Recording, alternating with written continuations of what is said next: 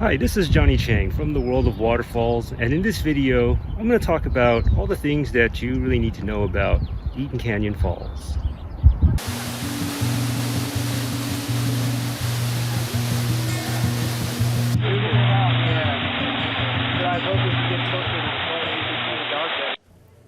Eaton Canyon Falls is probably the most popular waterfall in Los Angeles County, and it's popular for many reasons. It involves a manageable 3 to 4 mile round-trip hike that's family-friendly and dog-friendly. The excursion has a little something for everyone. It's got wide trails at the start with the possibility of huge wildflower blooms. It's got scrambling in the canyon for the adventurous types. And it has the opportunity to get wet and cool off. Eaton Canyon Falls is also free for at least the many years that we've been visiting this waterfall. It also has ample parking, though this has been filling up in recent years, especially after the pandemic outbreak. This waterfall is also resilient to a drought, and this waterfall is close to the city. So given all the things that Eaton Canyon Falls has going for it, here's a heads up on what to look forward to in this video. First, we'll cover the parking situation, as well as the Eaton Canyon Nature Center, and a little bit of the history of Eaton Canyon. Then we'll discuss what the hike is like along the Eaton Canyon Wash, including the huge wildflower displays in the spring.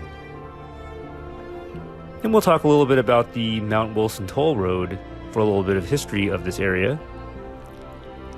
And we'll talk about the Upper Eaton Canyon Falls and the controversy behind that.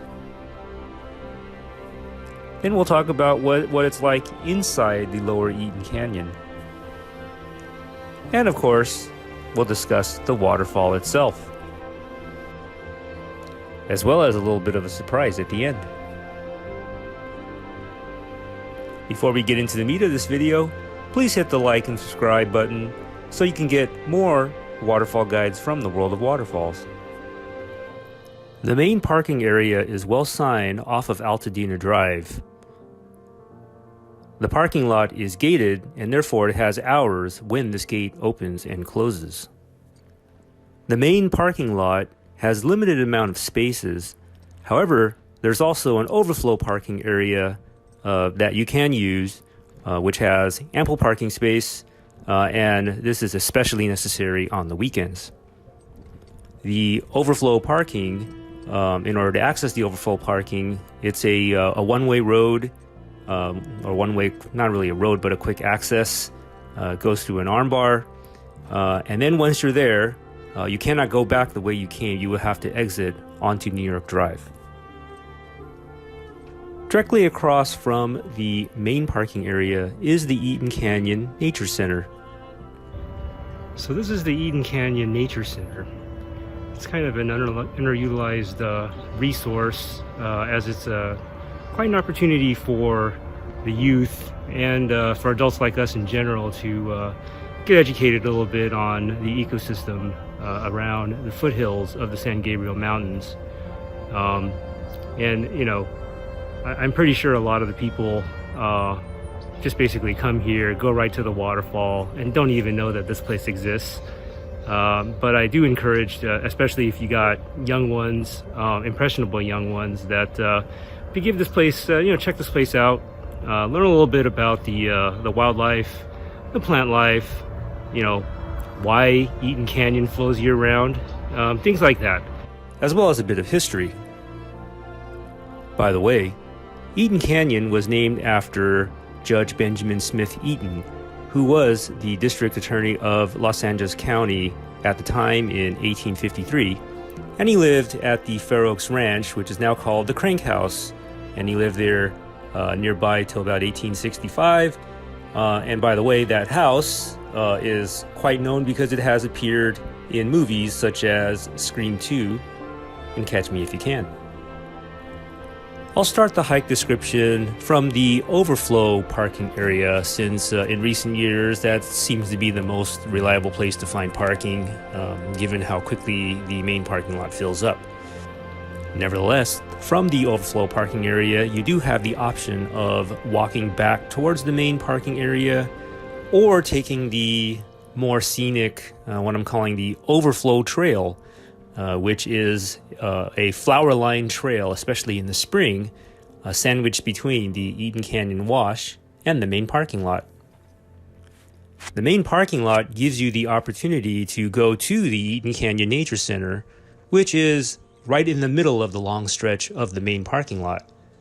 Now, the overflow trail is more interesting because of the wildflowers and the Eaton Canyon Wash, but if you do commit to this route, you can't cut across the native vegetation to go into the main lot and then directly into the nature center. You'd have to either, start off by going to the main parking lot, or get to the end of the parking lot where the porta potties are, and then backtrack to access the nature center. By the way, those porta potties at the end of the main parking lot, well, that's your last chance to use it, since this is such a popular trail that you're likely not going to have many opportunities, if any, to do a nature call. Beyond the end of the parking lot and the porta potties, you can take your pick of which trail to continue to. You can stay left for the trail that goes past some picnic tables and some plant life displays, as well as some barbecue grills, or you could stay right to continue that, what I'm calling the overflow parking trail, continue along the wildflower lined paths. Eventually, both paths will join up right before descending into and crossing the typically dry Eaton Canyon Wash. Beyond the wash, the trail then follows a similarly wide path along the eastern bank of the Eaton Canyon Wash. This stretch persists for probably the next mile or so. Along the way, you'd want to ignore the side trails that branch off to the right. You may notice as you're hiking along the Eaton Canyon Wash that it pretty much remains dry for most of this stretch of the hike, and it kind of makes you wonder, where's the waterfall? But as you near the mouth of Eaton Canyon, the canyon gets narrower, and then you'll start to see some surface water, appearing in the wash before it starts to disappear under the very sandy wash itself. Now, near the mouth of Eaton Canyon, you will notice that there is a signed trail fork where you'll want to keep left to go under this footbridge, and the fork on the right actually leads up to that bridge. In case you're wondering about what's up with the this upper path, well, that's the former Mount Wilson Toll Road.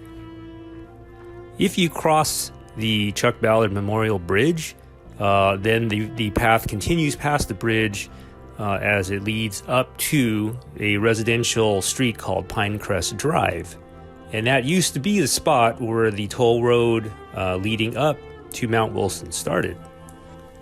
This is now what I call the cheater's way, because if you manage to start the hike from here, you pretty much cut the overall hiking distance in half. People manage to park on the corner of Crescent Drive and Pinecrest Drive. I doubt the residents here appreciate people parking, in this neighborhood for the sake of shortening their Eaton Canyon Falls hike. And I suspect that it may be a matter of time before permits are required to park in the neighborhood, as well as the step up of parking enforcement and fines. By the way, the Mount Wilson Toll Road connects with the Altadena Crest Trail, and that trail, if you continue to head west from there, ultimately leads to Mount Lowe and Rubio Canyon. However, if you're going in the other direction towards the east, then it keeps going up to the Hanger Flats and beyond to Mount Wilson, which is the mountain that overlooks the Los Angeles basin, and it's famous for housing a lot of TV and radio transmitters for our local free-to-air stations. So Eaton Canyon has had a bit of a notorious history. In particular, it's the second waterfall, the one immediately upstream from the main Eaton Canyon Falls, that gets most of the notoriety because people have died trying to access it. That said, I have seen people standing at the top of the Eaton Canyon Falls in the past, and chances are that they've taken the very risky approach to reach the second waterfall as well. In the year 2014, the U.S. Forest Service closed the area between the main Eaton Canyon Falls and the second waterfall due to the number of rescues and serious injuries and deaths that have resulted from a lot of misleading information on the socials, essentially daring people to get to the upper waterfalls. So back on the main trail, it goes under the Chuck Ballard Memorial Bridge and enters the Eaton Canyon itself. Now, if you're kind of wondering who the heck Chuck Ballard is, he was basically a banker by day and Altadena mountain rescuer in his spare time, or in his not when he's not in his day job, and he's been serving there for about 50 years before his passing in 2020. Once you get past the mouth of Eaton Canyon and you enter the lower Eaton Canyon itself, you're now on the adventurous part of the hike. And now at this point, you'll notice that Eaton Creek is very persistent above the surface, and is also quite cool within the canyon here, especially when it's quite hot and sunny outside of Eaton Canyon. Along the initial part of the lower Eaton Canyon near its mouth, you'll notice some man-made contraptions and relics, like this tower and waterfall over some crumbling dam infrastructure, as well as another man-made waterfall or man-modified waterfall further upstream along the Eaton Creek. You may also notice some unused or broken pipes. And so, because Eaton Creek is more persistent above the surface, you will have to cross the creek quite a few times. These crossings of Eaton Creek only require a bit of nifty rock hopping to stay dry, although I'd imagine if you're not as confident with your dexterity, then trekking poles can certainly help with this. Conversely, if you come prepared, you may prefer to wear legitimate Gore-Tex high-top hiking boots and keep your socks from getting wet so you don't have to do the rock hopping, and all that kind of stuff, which, carries some risk in terms of, twisting an ankle or taking a bad fall and getting everything wet and that kind of thing. The trail continues to skirt and cross Eaton Creek for the next half mile to about a quarter mile. So as you get further into Eaton Canyon, there are more and more steep canyon walls. And so, there'll be some short, minor scrambling sessions, which are not at all bad, and it might actually, give a little something for the more adventurous types that actually prefer to have, these kind of obstacles in their hikes. However, if there is bad weather, you do have to watch out for the possibility of flash floods, as well as the likelihood of, rock slides, which do happen here from time to time. And then after one last creek crossing, and this particular one does tend to get people wet, especially if they're unprepared, then you'll eventually arrive at the Eaton Canyon Falls, which is at the dead end of the lower Eaton Canyon. So here we are at the Eaton Canyon Falls, and as you can see, it's quite the party scene here. Let me show you.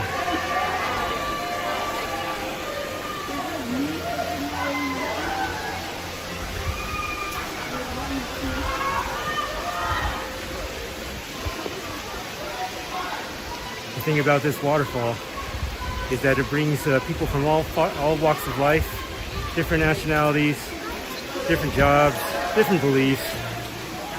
it's one of the beautiful things about waterfalling is that it can do that. It can bring people together. And at the same time, as you can tell from the graffiti and some of the litter, it can also bring out some of the ugliness. So, Eaton Canyon Falls, very popular waterfall in the Los Angeles area. And as you can tell, it's got it all. It brings the families, brings the people from different nationalities, all walks of life, dog walkers, exercisers, you name it. Everybody's here at Eaton Canyon Falls.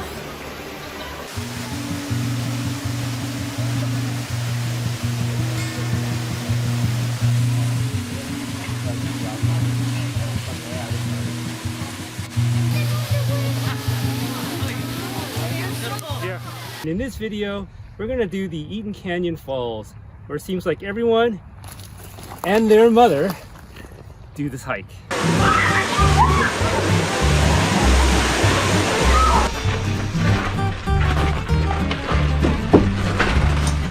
Which way you going? You gotta know which way. Baby, let's go. I told you. You gotta know which way you're going.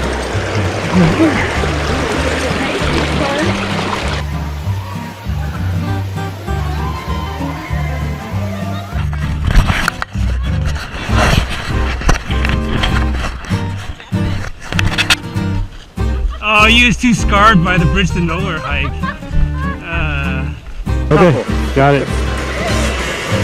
You got it in live mode. You want it like that? Yeah, it's cool. Okay. It's awesome. All right.